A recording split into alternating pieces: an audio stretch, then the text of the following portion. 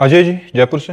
राधे राधे महाराज। राधे राधे महाराज जी। महाराज जी, जब हम अद्वैत में कहते हैं एकोहम बहुश्यामा, तो क्या इसका मूल अर्थ है कि सब एक से ही बने हैं और एक से अनेक होने का कारण है इच्छा शक्ति, भगवान की मन की इच्छा? तो महाराज जी सवाल यह है कि इस इच्छा शक्ति का स्रोत क्या है, ये कहां से उत्पन्न हुई, और इसको समझने के लिए अगर बुद्धि लगाई जाए तो पूर्ण रूप से समझा जा सकता है, समर्पण भाव से ही समझा? नहीं, बुद्धि एक प्रकृति की है। किसका प्रश्न है? बुद्धि एक प्रकृति का अंश है, वो परमात्मा को नहीं जान सकती। जब बुद्धि में परमात्मा का स्मरण किया जाता है तो परमात्मा आकर बुद्धि में बैठ जाता है, तो परमात्मा बुद्धि से ही परमात्मा को जाना जा सकता है। और भगवान में इच्छा क्यों प्रकट हुई, ये प्रश्न नहीं बनता, क्योंकि सर्वतंत्र स्वतंत्र परमात्मा ऐसा क्यों, ये जिनको भूख नहीं है वो भूख से व्याकुल होकर मांगते देखे गए, जिनको भय नहीं है वो भय से भयभीत होते हुए देखे गए। यशोदा मैया की छड़ी से भयभीत हो रहे, आंसू बहाते ऐसे देखकर रण छोड़ भगवान की लीला कर रहे हैं। जो अनंत बलशाली है, वायुकोटि महाबला, गोपाल शास्त्र नाम में भगवान का एक नाम आता है वायुकोटि महाबला, करोड़ों वायु देवताओं जैसा बल। एक वायु देवता तो पूरे त्रिभुवन को हिला। वायुपुत्र पवन पुत्र हनुमान है ना, पवन पुत्र भीम है, तो पवन देव कितने बलवान होंगे, तो वायुकोटि महाबला।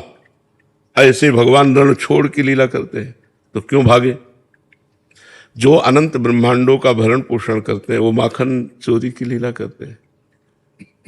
तो भगवान पर क्यों तो प्रश्न नहीं किया जा सकता। भगवान ने इच्छा की क्यों? क्योंकि एको हम बहुश्यामा। जब खेलने की इच्छा होती है तो खेल अकेले में नहीं होता है।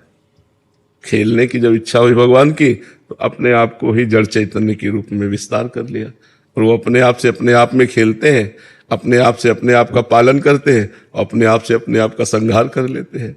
यही ज्ञान जिसको हो जाता है वो निर्भय निश्चिंत निशोक होकर जीवन मुक्त महात्मा हो जाता है। बात समझ रहे ना बच्चा?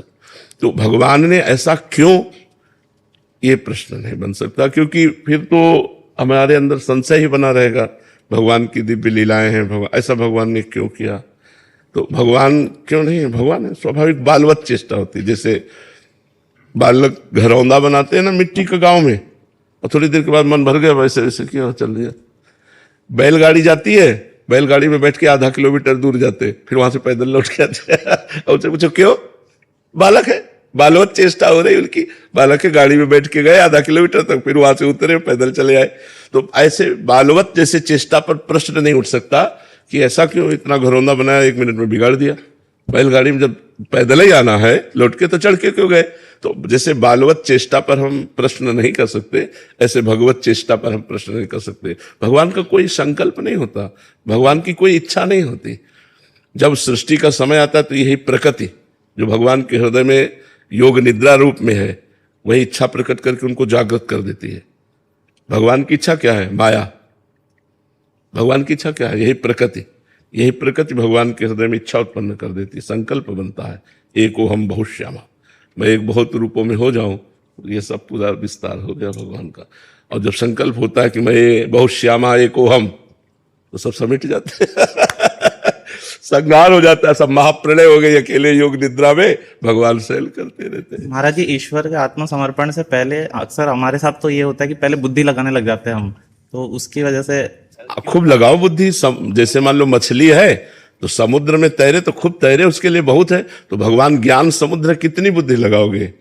तो क्या लगाना चाहते हो बुद्धि? आप बताओ, हम आपकी बुद्धि को दौड़ बता दें। दौड़ो, क्या लगाना चाहते हो, कहाँ लगाना चाहते हो, क्या जानना चाहते हो, क्या पाना चाहते हो? बुद्धि लगाते लगाते आखिर में यही समझ में आता है कि वो काम नहीं करती है, आत्मसमर्पण ही काम करती है। ये बात, ये अब आप सही रास्ते पे हो। बात यह है कि हमारी बुद्धि बहुत छोटी है, प्राकृतिक है। उस पर ब्रह्म परमात्मा को राम अतर्क बुद्धि मन बानी, बुद्धि और मन की तर्कना से हम परमात्मा को नहीं जान सकते। हम परमात्मा की शरण में होकर परमात्मा को जान सकते हैं, क्योंकि सोई जाने जेहि देहु जनाई और जानत तुम्हें तुम्हें हो जाए। परमात्मा जिसको गुरु रूप से जना देता है वही परमात्मा स्वरूप हो जाता है, क्योंकि हम सब परमात्मा स्वरूप ही हैं। भ्रम से हम अपने को स्त्री पुरुष मानकर इस माया के प्रपंच में फंस गए। तो अब अपने को परमात्मा स्वरूप कहना एक पाप सा लगता है, ये भ्रम हो गया, भ्रम हो गया। और जब साधना होती है तो वो क्या दूसरे लोग कहने लगते हैं कि ये मनुष्य थोड़ी है, संत थोड़ी है, तो साक्षात भगवान है। क्यों? क्योंकि वो साक्षात भगवान में तन्मय हो गए तो वो भगवत स्वरूप हो गए। जानत तुम्हें हो जाए तो भगवत स्वरूप हो गए। भगवत स्वरूप थे, भगवत स्वरूप रहेंगे, भ्रम के कारण ऐसा हो गया। ये साधना से क्या मिटता है? भ्रम। ये जो नानात्व का भ्रम हो गया है, ये भ्रम मिट जाता है। एक हर सवाल का उत्तर एक आवे, चाहे अष्टांग योग से, चाहे सांख्य योग से, चाहे भक्ति योग से, चाहे कर्म योग से, तो आपकी साधना सही है। अगर एक नहीं आया तो साधना सही नहीं है।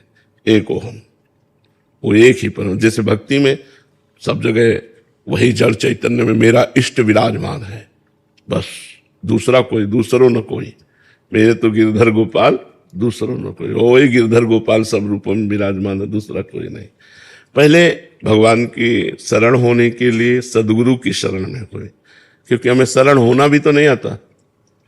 हम कहते भगवान की शरण, तो हमें शरण होना भी नहीं आता।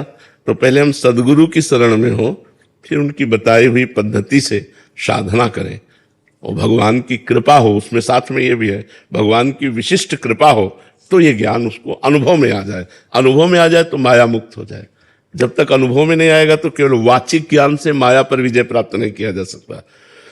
वाचिक ज्ञान थोड़ा सा यह प्रणाम नमस्कार ये सब करवा सकता है कि आप थोड़ा ज्ञानी हैं, लेकिन उससे आपकी अंतरात्मा में विकारों का नाश, इंद्रियों पर विजय, मन पर विजय ये नहीं हो सकती। ये साधना से, आंतरिक ज्ञान से होती।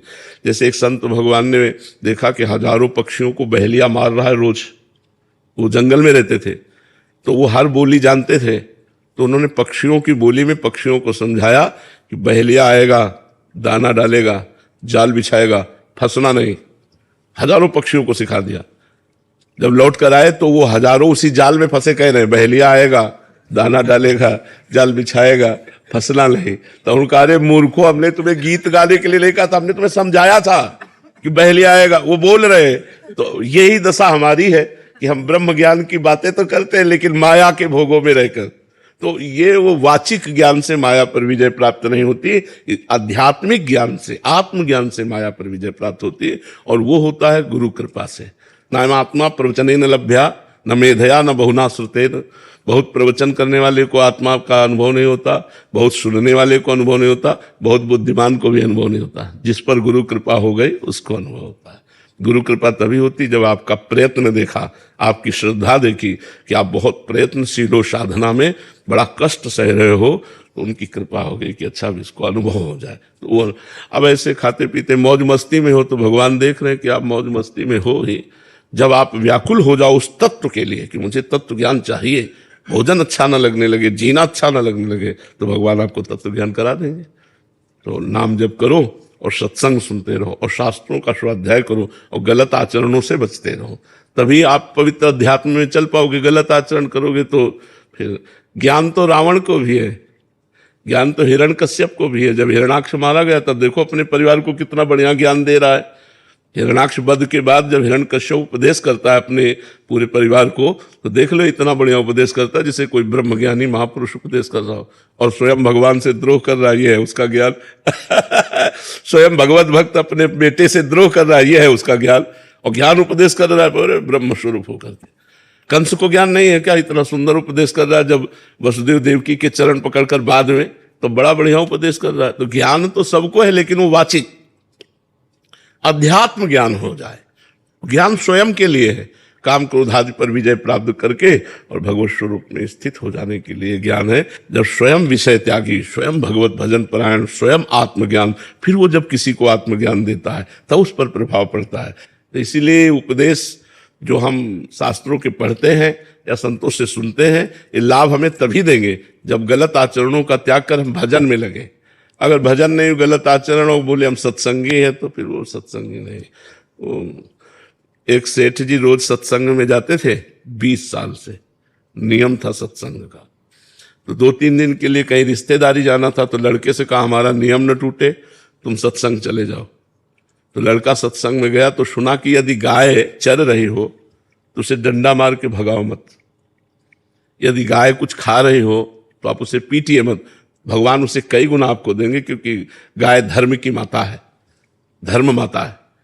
और उसने बेचारे ने सुना तो वो तीसरे दिन उसका पिता आ रहा था, इतने में एक गाय, परचून की दुकान थी तो आटा के बोरे में मुंह लगाए तो हाथ जोड़े खड़ा था वो। उसने आया, बोला अंधा है, गाय खा रही आटा। बोले सत्संग में कहा था कि गाय यदि खा रही हो तुम। अरे बोले 20 साल से सुन रहा हो, तुझे 2 दिन में सत्संग, 20 साल से सुन रहा हो, केवल सुनने की बात है, वो उतारने की थोड़ी है, बाल डंडा। तो ये वो नया पवित्र हृदय उसने स्वीकार। सत्संग में 2 दिन में उसका बदलाव हो गया, और उसका 20 साल में बदलाव नहीं हुआ, क्योंकि वो इसलिए केवल जाता है कि मैं सत्संगी हूं और 20 साल से सत्संग सुन रहा हूं। तो ऐसे सत्संग श्रवण से, ऐसे शास्त्र स्वाध्याय से लाभ प्राप्त नहीं होता, उसको आचरण में उतारा जाए, जो सुना उस पर चला जाए, तो ये ज्ञान टिकाऊ हो जाएगा।